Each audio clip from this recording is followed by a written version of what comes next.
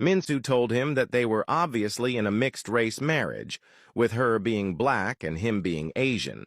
She said their baby would have both Asian and black features and might not have any Asian features at all, and she wondered if he would be okay with that.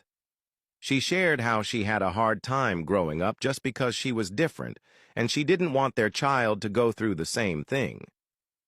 Sunjin pulled her closer and looked into her eyes, saying he would never let anyone hurt their child and that he didn't care what the baby looked like. What mattered was that the baby was theirs and that he would love the child regardless.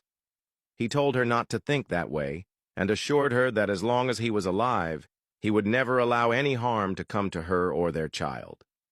Minsu smiled and told him she would never bring it up again.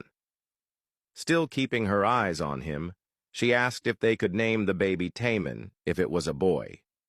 Sunjin froze for a bit and looked at her in silence. He asked why she wanted that name and told her it was his older brother's middle name.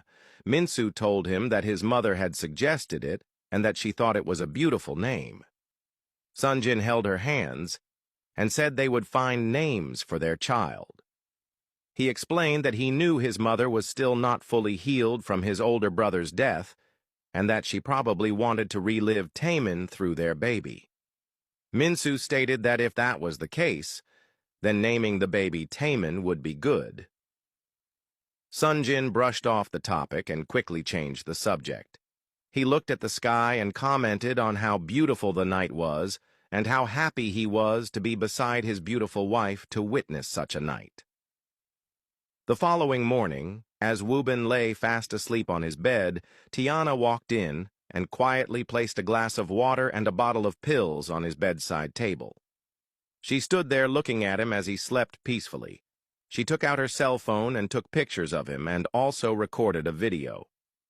Woobin slowly opened his eyes, and she quickly put away her cell phone.